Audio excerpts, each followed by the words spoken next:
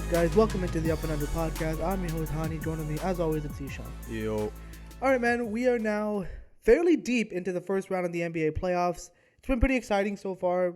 A lot of interesting things that have been going on. And, of course, a lot of injuries. Nothing really new in today's NBA.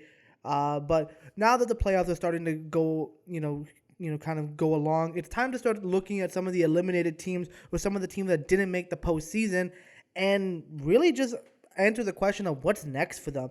And I think there are two teams in particular that the what's next question is honestly the biggest question for both fan bases. And those two teams are the Toronto Raptors and the Dallas Mavericks. Both teams fell short of expectations this season. They had disastrous ends to their seasons, both relatively speaking. And both teams now have a ton of questions heading into this offseason. They have a ton of decisions to make, and they have a lot of questions to be answered on the future of their respective franchises. Yeah, I think both teams are just both fan bases have to be very disappointed with both of their teams.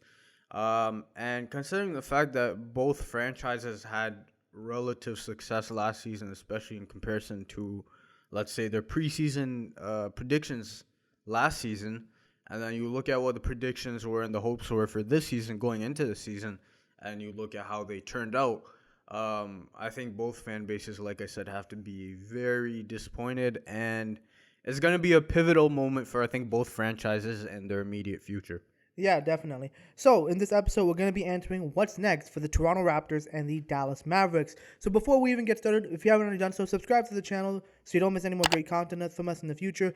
You can subscribe to us on that and also follow us on our social media, where we even add clips of certain things that, we weren't able to fit into an episode or that we want to talk about right on the spot. For instance, we did our round one playoff predictions on our Instagram as well and on YouTube, so definitely check that out. We'll be doing more of that stuff in the near future, so definitely subscribe so you don't miss more great content from us in the future. But starting us off with the Toronto Raptors, and this one we're starting us off for obvious reasons. It's a long time away from this. It's been a disappointing season. For audio fans, we're pointing to the championship banner. Yeah, it's been a disappointing season for the Toronto Raptors, to say the least. I mean, they finished 41-41 this past season, which was 9th in the Eastern Conference. Technically, they're the 10th seed because they lost in the freaking play-in game, but they didn't really deserve to win that anyways based on the way they played it. And it was just a disappointing season overall. I mean, there was just lots of injuries, inconsistent play, and overall, just the vibes of the team was just not what led us to that event, that 2019 championship, or even that season that we had in 2020 as well. Everything has just went downhill for the team, and the numbers prove that they were just all over the place. 11th in offensive rating, 12th in defensive rating. They were 28th in three-point percentage, 27th in field goal percentage, 30th in defensive rebounding. That was all that's pretty bad when you look at it from that standpoint. I mean, they were still first in forcing turnovers and they were first in steals, but on the offensive end and even defensively, they just were all over the map. And here's the problem with being number one in forced turnovers and number one in steals. It's good when it comes within your defense, right? It's good when it comes from individual and team defense.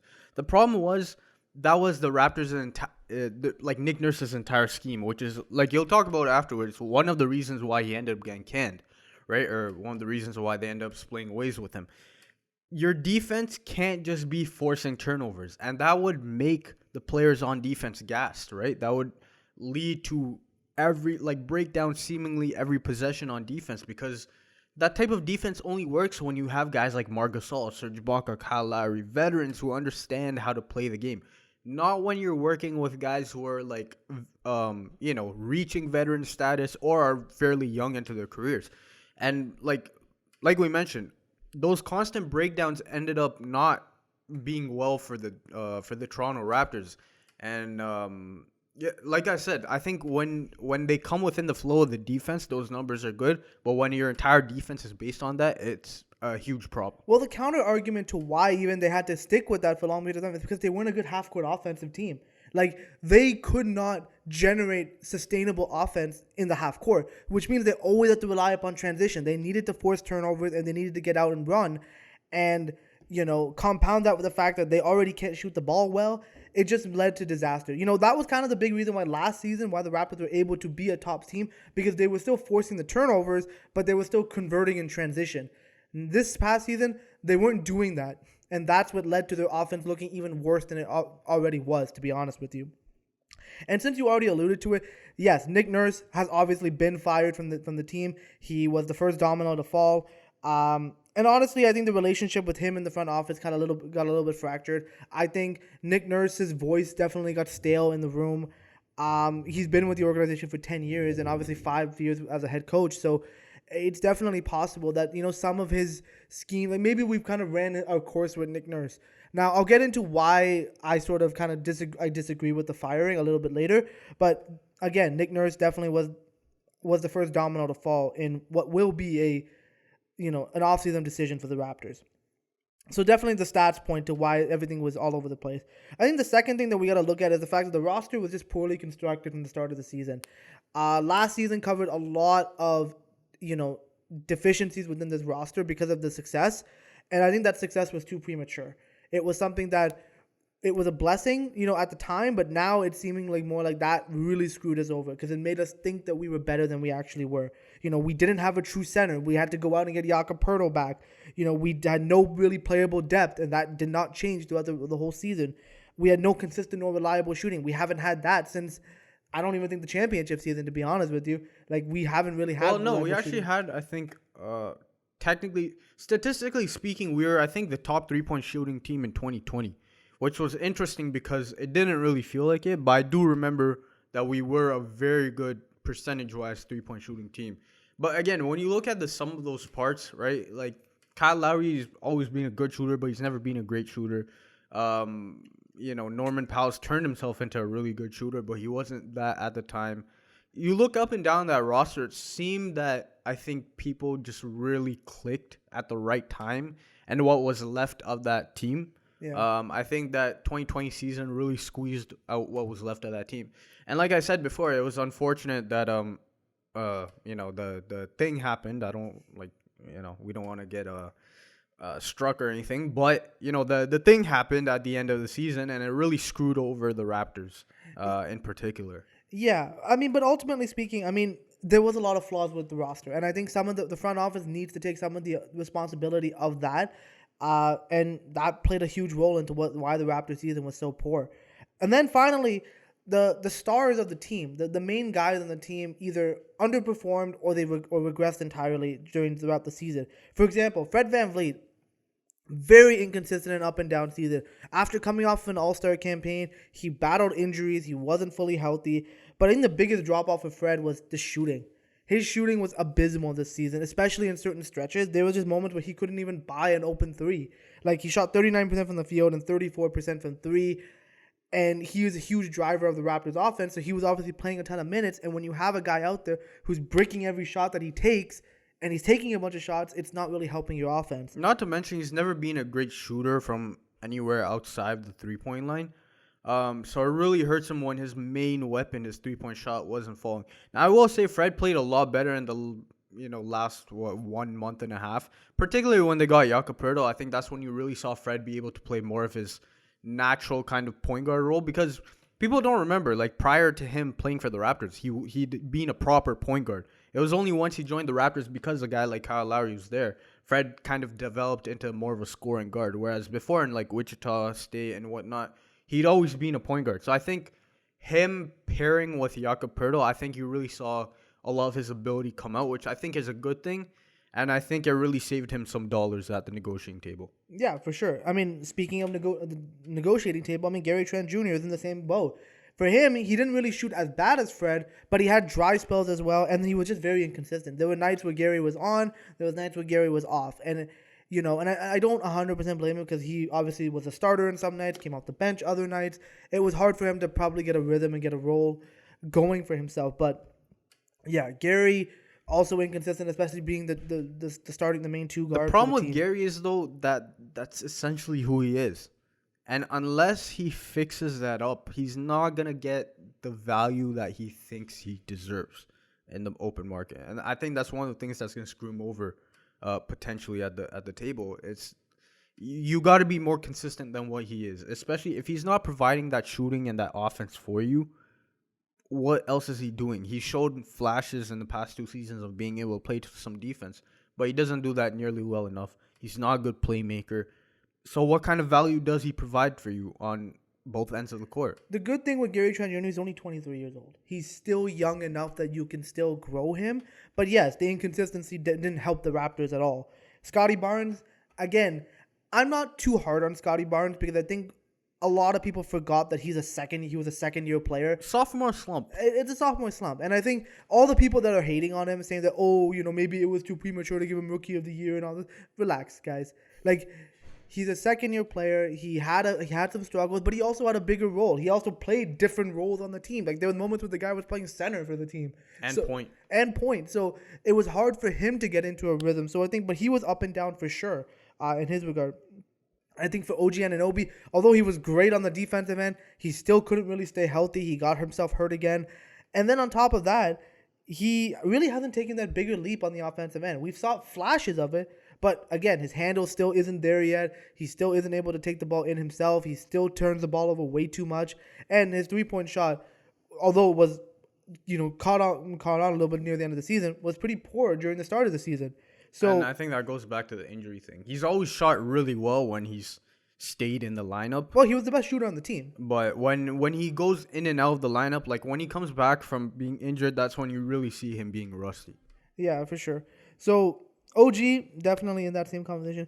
I mean, Pascal Siakam, I think he had the best season out of anybody on this list. Obviously, without him, I think we would have been where Charlotte is right now, to be honest with you. Probably even lower. But again, still the same problem with Pascal. He still has to develop that three-point shot. He still needs to take another step up in his game in order to be a true number one. He's still not that yet as a player. But again, still had a good year. And then finally, Malachi Flynn and some of the other young guys. I mean, no growth at all from them whatsoever. And I think that was another reason why Nurse probably got fired, was the fact that these guys never really grew. The Delano Bantons, the Malachi Flynns, these guys never grew or never got the playing time in order to really develop them even further. So that was basically the Raptors season. It was pretty depressing, pretty disappointing overall.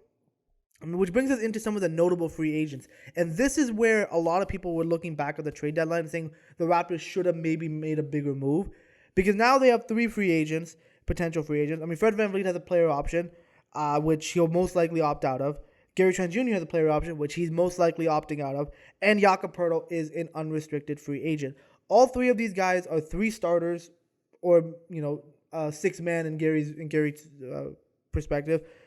And they all are going to be commanding a decent amount of money. And pair that with the fact that not only is Pascal Siakam eligible for extension this offseason, so is OG Anunoby, and Scotty Barnes will be up for extension next year. So how do you make the money work? Especially, do you invest in a core that clearly isn't good enough or clearly hasn't worked over the last few seasons and paid the tax bill, or do you go a different direction? And I think that's one of the biggest questions the Raptors are particularly when the NBA is sending out memos to all their teams regarding spending less, right? And we know, obviously, being in Toronto, MLSE has had financial issues in the past, even though, they're worth a lot, but they have some trouble shelling out the money sometimes.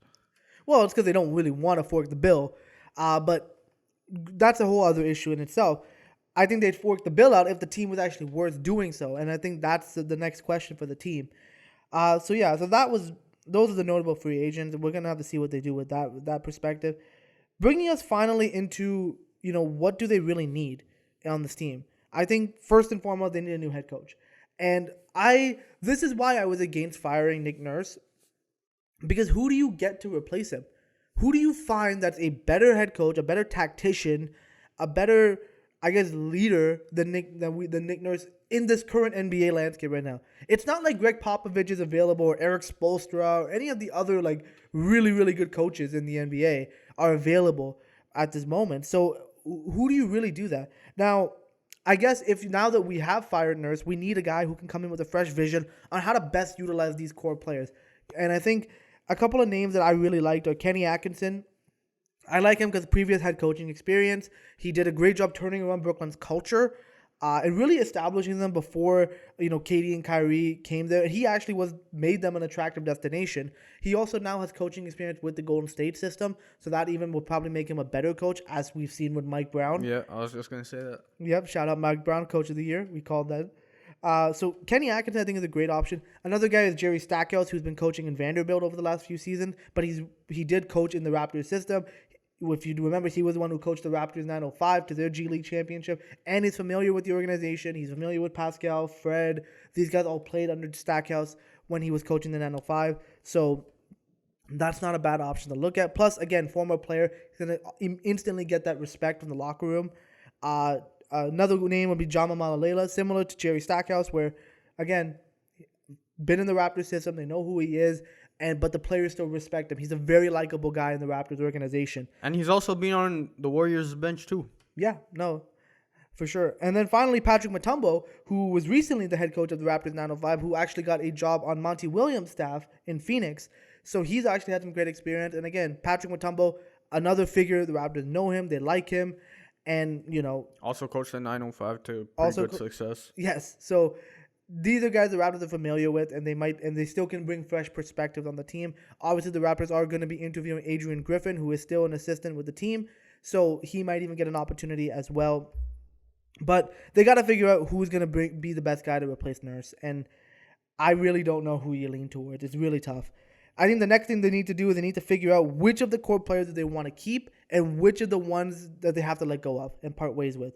It's time to do something different. They can't keep doing the same thing with these same core of guys.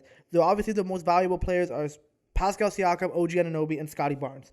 Those are the three guys that are the most value on the team. And now they have to bring back Jakob Poeltl because they traded a first rounder for him. They kind of have to bring him back. So it's either Fred or Gary is going to have to go. I personally think it might be worth keeping Gary because Gary's still young and we can still grow him. So Fred might be the one out, but how do you move Fred? You got to sign and trade him or do something. And how do you replace Fred? Exactly. For all his shortcomings, Fred is literally the only thing that held the team together, if we're being honest. Yeah, so it's a tough decision to make. I think the next thing they got to do, they got to free up some salary cap space. As I mentioned, Pascal, OG, and Scotty are all going to be up for extension soon. So you need some money in some sort of way, and you got to free up some space.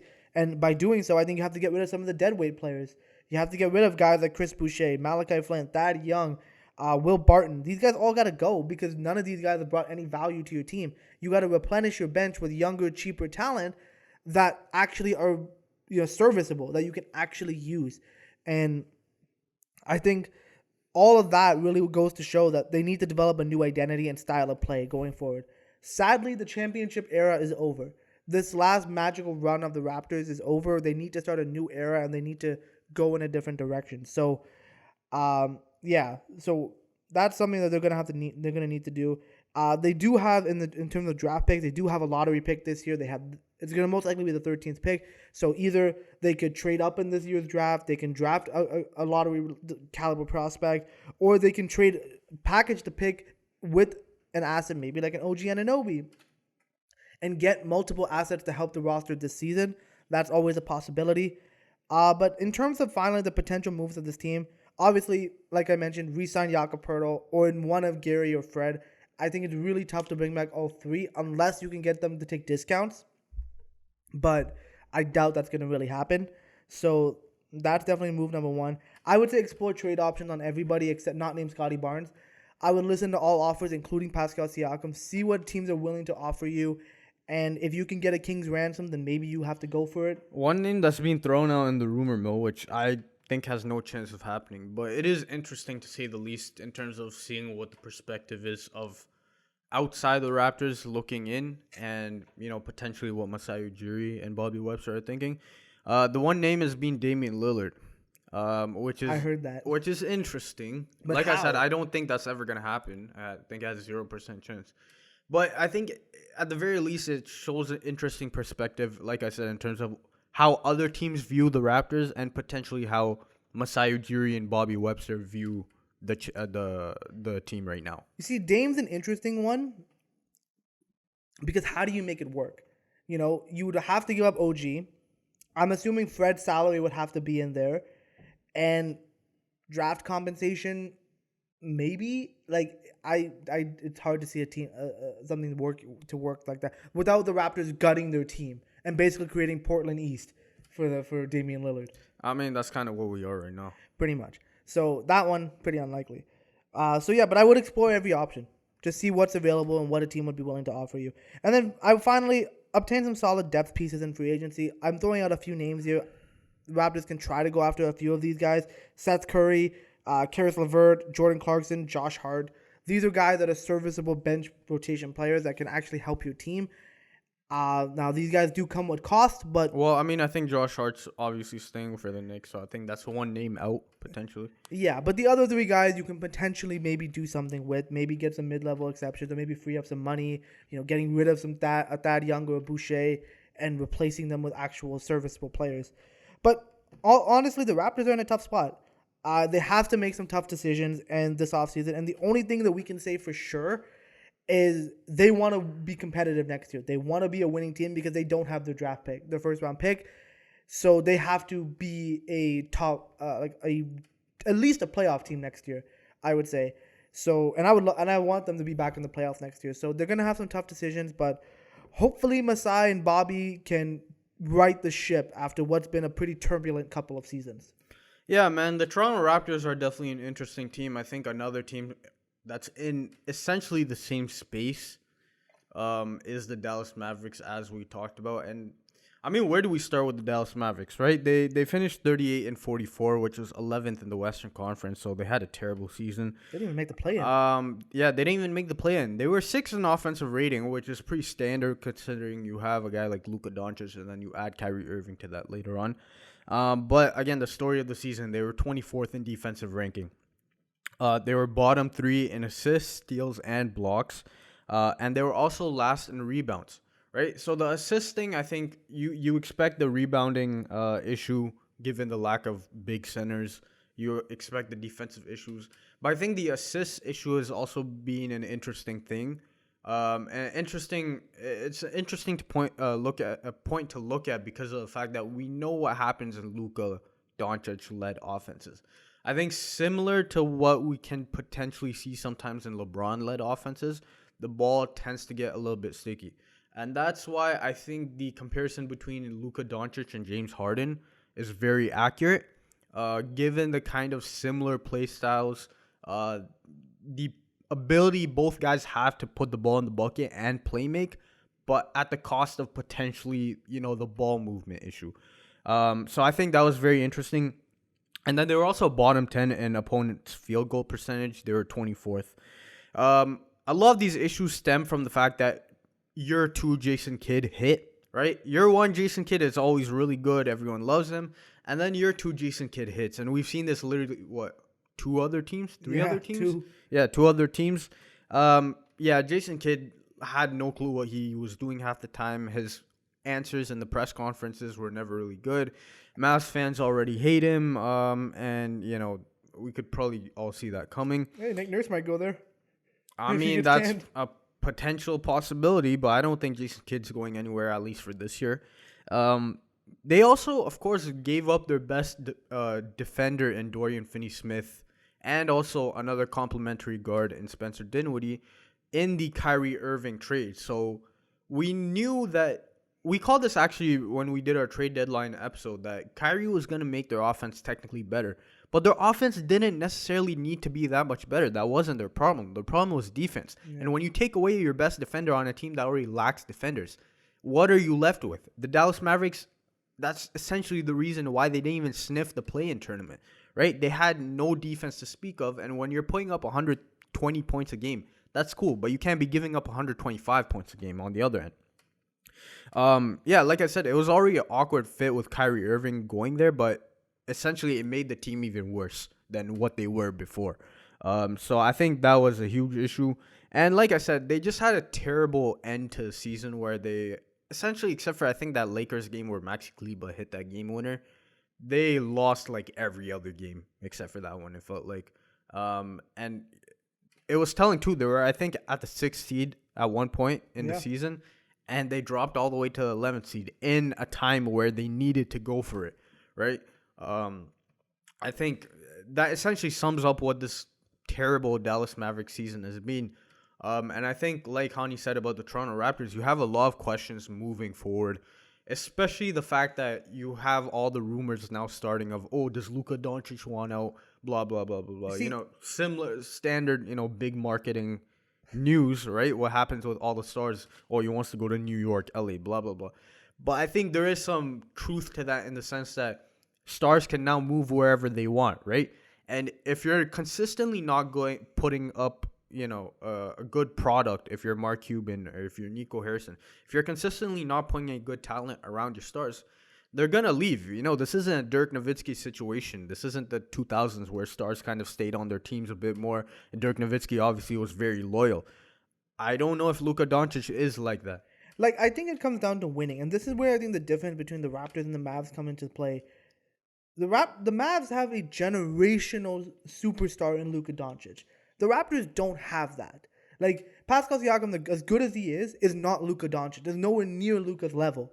So Luka, with being how good he is, the Mavs should actively be trying to win every season of his prime, which is basically what he's in now. And they just haven't been doing that over the last couple of seasons. It's been mediocrity. And how do you expect Luka to feel loyalty when he doesn't feel the same level of commitment coming from the organization? And that's where you always see some of those splits come into play, where the organization, like the player does their part, but the organization hasn't done their end of the deal to put a championship caliber team around them. I will say Luka Doncic also deserves some blame. Oh, absolutely. As I was mentioning before, the tendency to not really share the ball around the team, I think, is an issue. I think one thing we've all seen, I think, is the conditioning issue, right? If you look at where he was, what he looked like in his rookie season compared to now, or even by the end of the season compared to the beginning of the season, there's a noticeable difference. I think in that case, you have to question the commitment a lot of the times, right? I'm not saying he's not committed to being a great basketball player, because clearly he is. But there's certain things that get in the way of that, right? We know Shaq had the same issue. James Harden famously kind of had similar issues a lot of the times. I think Luka Doncic, if he doesn't want to go on that trajectory of the struggles that those stars had, I think he needs to really fix up what he can on his end. And, if he trusts what Nico Harrison, Mark Cuban do on the other hand, that's fine. If he doesn't and he wants to ask out, eventually that can happen. But I think in terms of him and what his potential could be, you have to control what you can control. And I don't think he's done a great enough job at that so far yet in his career. Yeah, I mean, I think conditionally, I think that is something that he needs to work on. I think too much shisha for Luka Doncic. For Hookah Doncic, we've seen more Hookah Doncic than Luka Doncic. But yeah, I definitely think, both sides are going to have some responsibility to take. And I think Luka not really gelling the best with Kyrie also it was played a role in it as well. Like that was the test when the trade was made. It was like, can Luka play with another star?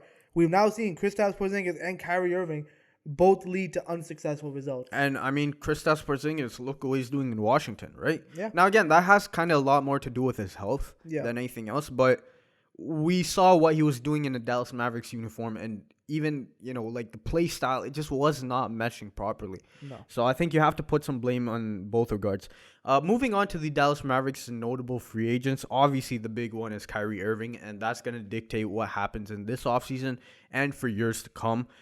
He's an unrestricted free agent. Mark Cuban obviously got him with the idea that they would re-sign him, and they've reiterated that. Now, in terms of what kind of contract that would be, that's, I think, the big question, because ideally Kyrie would want, the max contract. But given his issues, off the court, health-wise, and just him not being able to play winning basketball, basically post-LeBron, if we're being honest, I think that puts into perspective and into a question about what kind of contract will he receive. Is it going to be potentially 2-in-1 contract, or will it be the full, 4 or 5? I think it comes down to term. I think can you give Kyrie Irving a more than a 2-year deal?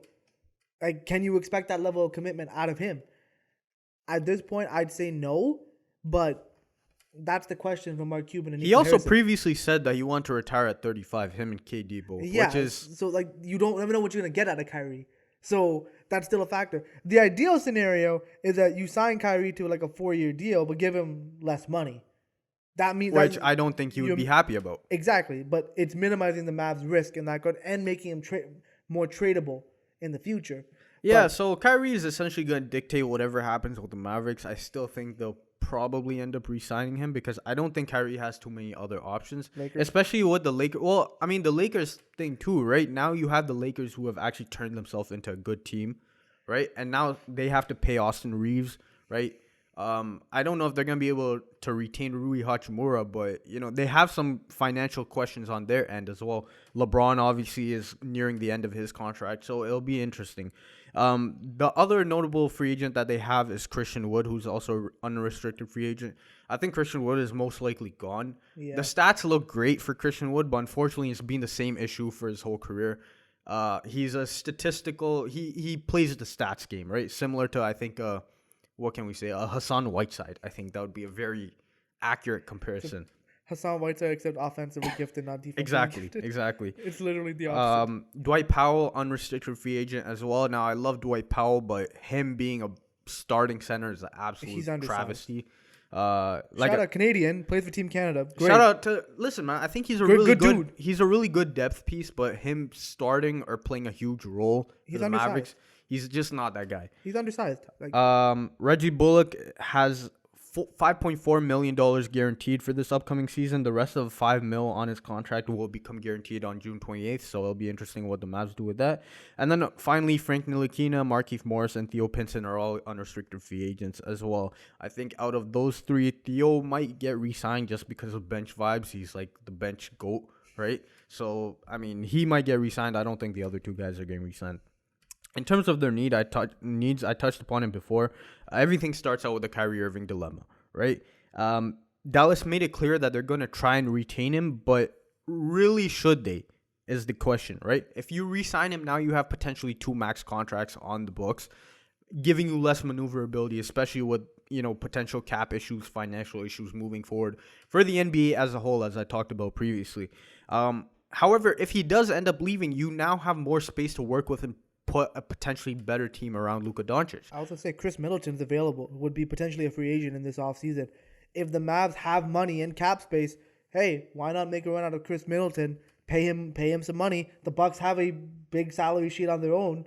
I mean, it's not a bad option. Similar to I think what Hani said about the Raptors in terms of their core being pretty good but not being able to take you over the top. I think that the same principle applies to this Kyrie Irving Luka Doncic pairing. Obviously, it's going to be really good on one end of the court, but as a whole, as a unit, does it really put you over the top? I don't think so, right? And that's the issue for the Dallas Mavericks. They also, as I said, they suck on defense. They really do. They're terrible. They need defense on the perimeter and inside. They don't have any interior defenders. They don't have any perimeter defenders. So they're stuck basically, on both sides of the defensive court. And having a pairing of Luka Doncic and Kyrie Irving in your backcourt does not make anything easier, right? So you trade away your best perimeter defender in Dorian Finney-Smith, and you have no interior defenders. Christian Wood is terrible on defense, and Dwight Powell is undersized, right? You have a guy like JaVale McGee who, if this was like 5 years ago, that would have been great, but he's at this point kind of washed.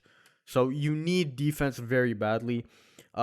Similar to what I talked about with the big man issue, you need rebounding. They sucked rebounding. Dwight Powell, again, undersized. Christian Wood only grabs rebounds when he can get the stat line, and he's not helping out on the boards otherwise. And like I said, JaVale McGee is their only other center, and he's kind of washed, right? So you have, essentially what you have is a huge big man hole, right? Similar to, I think, what the Raptors kind of had before they acquired Jakob Poeltl. Need a center. They need a center badly. And it's hard to find a good one. And finally, similar to the Raptors, the coaching situation. They need to get rid of Jason Kidd. He had terrible sound bites. He looked like he didn't know what he was doing half the time. And yeah, Jason Kidd sucked. I think some nice add-ons for the Mavericks would be that it would be nice to, I think, get a playmaker in the lineup just to free up that ball movement and whatnot. But I think that's very tough when you have Kyrie Irving and Luka Doncic in your backcourt soaking up all the minutes. And I think one minor point that could be a bigger problem moving forward is that they have to figure out what they want to do with the young guys, particularly, Josh Green, and especially Jalen Hardy, who really broke out towards the end of the season. Josh Green, I think you can slot him in as like a 3 so it can work a bit better. But Jalen Hardy is Jalen Hardy is the big question mark moving forward, because if you're gonna commit to Luka Doncic and Kyrie Irving in the backcourt, where does that leave a guy with potential like Hardy, right? Um, if you're gonna commit to that win now process, I think that's in that case you could probably package Hardy and get a decent return for a guy with a lot of potential as a scorer. I mean, I like both those young players. I think they're both capable guys. But again, where are you at in your developmental curve? Are you trying to win now, or are you trying to actually grow these guys? Because these guys still need some polish. So, like, unless you're actually going to be utilizing them in your rotation, you might have to explore moving one of them or both of them in this upcoming offseason.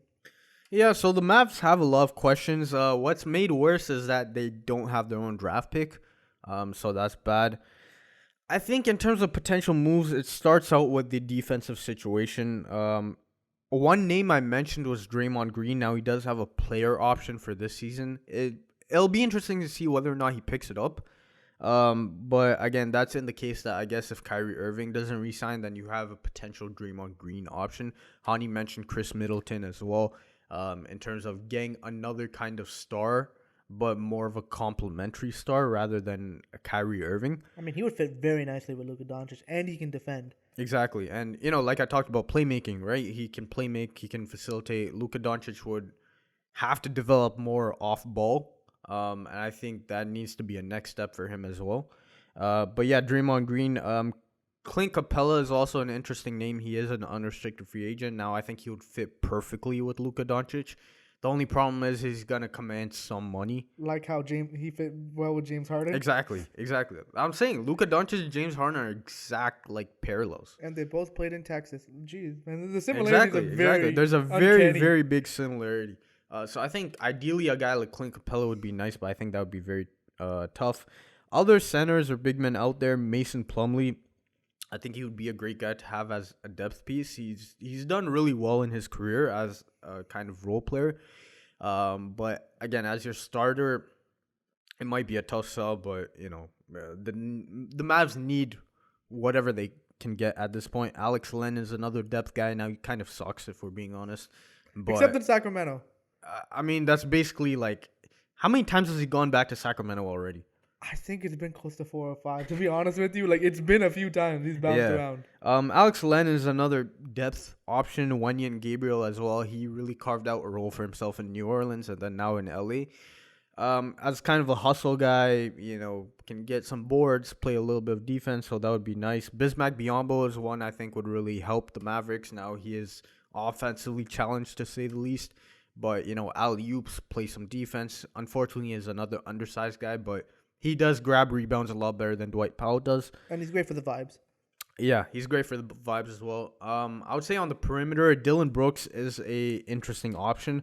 Now, he will also command some money. Actually, he might get cheaper after this playoff run. But yeah, I was just going to say that I don't think his value is as high as he perceives it to be. And Memphis clearly is looking like they don't really want to keep him anymore. There's no point of keeping him, right? Yeah. So I mean, Dylan Brooks might be an option. Simply, I guess, for the defense, the offense, whatever offense you can get from him would be nice, but I think mainly for the defense. Josh Okogie and Patrick Beverley, two defensive guards as well, who I think would fit well with the Mavericks. Patrick Beverley's offense is kind of fallen off at this point. I think he's taking a minimum deal or whatever he can get at this point. Josh Okogie made strides offensively in Phoenix, but it's still a bit up and down. But he has gone a lot better on that end. But obviously, his calling card has always been his defense.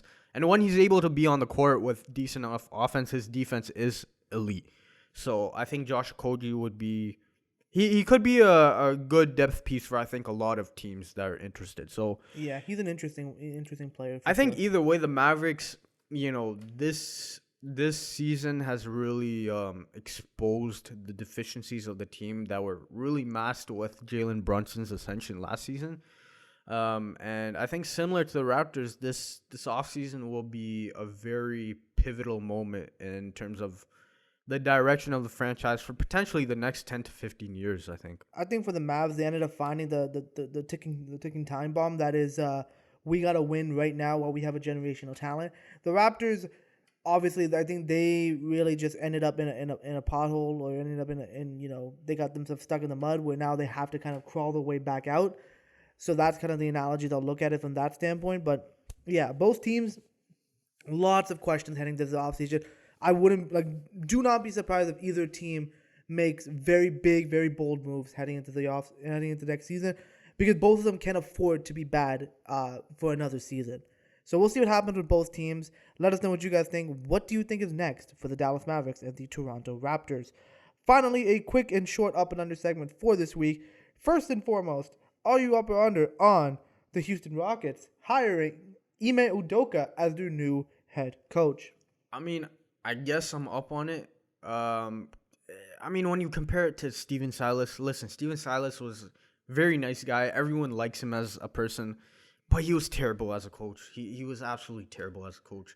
And I think probably anyone you get might be a step up from that, unfortunately. Ime Udoka, I mean, he had success, but the question is always, first of all, he had half a season of success. People tend to forget the fact that the Boston Celtics were trash for the first half of the season last season. Oh, yeah.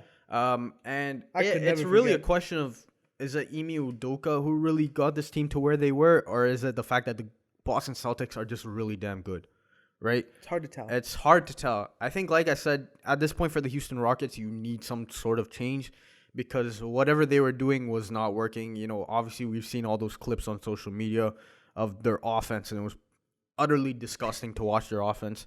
It was like watching street ball. You know, those guys at the park who think they're like all NBA players playing at the park. You know what's funny? That's what Jalen Green does remind me of, to be honest with you. I mean, their whole offense was like that, right? And that's an issue. I think Ime Udoka, at the very least, like, you know, it's a see what happens kind of move, which, you know, I'm not opposed to. Listen, I'm glad that he's not the Raptors coach, because for my argument against Ime Udoka is always going to be, how do I trust you to run my team if I couldn't trust you to control yourself? And whether or not you blame Ime Udoka for the situation that happened in Boston, the reality is, if he done things the right way, this reputation would not be following him. Like, I'm sorry, there's a reason why you're no longer the coach of the Boston Celtics, and now your former assistant is getting all the glory that you should be getting right now. Like, so that's number one. The second thing is, I think Houston needs a developer. They need a tactician, and I thought Nick Nurse would have been a perfect guy for them to go for. But now, unless Nick Nurse said no, then they went to Ime. But I think personally, it's hard for me to trust Ime Udoka. We're gonna have to see what he does. But yeah, well, I mean, at the very least, he's kind of like a player's coach, right? Yeah. So he's former player as well. So, I mean, he learned from the best in pop, right? So, I mean, we'll see what happens in Houston. I think this will be more telling of what he can be than, you know, that one season in Boston. Yeah. Next, are you up or under on the Washington Wizards firing GM Tommy Shepard after 4 years? I'm up on it. Why the hell hasn't this happened sooner? Like, the Washington Wizards are the definition of mediocrity. They have literally, I think they've been the 11th or 12th seed in the Eastern Conference for the last 5 damn years. And for whatever reason, Bradley Beal keeps re-upping for more of this mediocrity. They haven't made it out of the semifinals since the 70s. Yeah, that is sad. That's bad, man. That is sad, because then they swept us all those years ago. And that was terrible. That was a terrible year. Yeah, it's horrible. I mean, this one's pretty close, to be honest with you. I remember Paul Pierce, the whole... that was bad. Screw Paul Pierce. John Wall with a broken hand beat us. But regardless, the Tommy Shepard has done nothing positive for the Wizards. In fact, the most hilarious thing, he traded away Rui Hachimura for 2 second-round picks because he could not figure out how to utilize this player. For Kendrick Nunn. And look how well Rui Hachimura is actually doing with the Lakers, because the Lakers are actually utilizing him.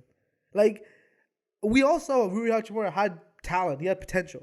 Like, honestly, I think he's better than Danny Avdia, To be honest with you, I mean, Denny's developed quite nicely, but again, it's just not a good overall team. And no. if your best players like Kristaps Porzingis and Kyle Kuzma, Well, it's you're Bradley gonna Beal. be well. And oh yeah, I keep forgetting about Bradley Beal at this Why point. is he still on the team? See, that's what we all keep asking. Why is Bradley Beal signing up for more of this? Again, that's still not a good team, regardless. If Bradley Beal, No. if your elite combination is Bradley Beal, Kristaps Porzingis, and Kyle Kuzma, Who's the free agent? that's not. I think he'll resign, but I don't think that's just not a good team at all. No. I think he's done a terrible job with the Washington Wizards, and they got to bring somebody else in. They just gotta like scrap the whole organization, man. Start like Pretty much. everyone afresh. Pretty much, man. Like, it's terrible what the Wizards have been doing for the last few seasons. But, yeah, I'm up on it. Get him out. But with that, that concludes this week's episode. We hope you guys enjoyed it. Definitely subscribe to the show on all the various platforms. You can find it on Apple Podcasts, Google Podcasts, Spotify, Stitcher Radio, and, of course, on YouTube. Definitely subscribe so you don't miss more great content from us in the future. We'll probably be doing more of these What's Next type of episodes. Maybe even talking about second round if we get, the timing works out to do the episode. Or follow us on social media, Twitter and Instagram at UpLetterN_podcast, Facebook.com/UpAndUnderPodcast for all the latest updates whenever we post a new episode. Or we also create side clips, for things that, happen for news as they occur. So we did one about the Nick Nurse firing recently. We also did one about our first round playoff predictions. So definitely stay tuned. We do try to post more content on our Instagram page and even on YouTube Shorts. So definitely keep an eye out for that. And finally, check out our website, upandunderpodcast.com. It's a central hub for the show. It's a place where we write blog posts with every single episode. So if you don't have time to listen or watch the full episode, you can read about it on our website. Every episode is posted with the video, audio, and the written version all in one place. So definitely check that out if you haven't done so. And yeah, man, round one has been pretty exciting. Almost over. See what round two brings us. Yeah, man, it'll be interesting. Yeah, man. With that concludes this week's episode. We'll see you guys on the next one. Take it easy. Easy.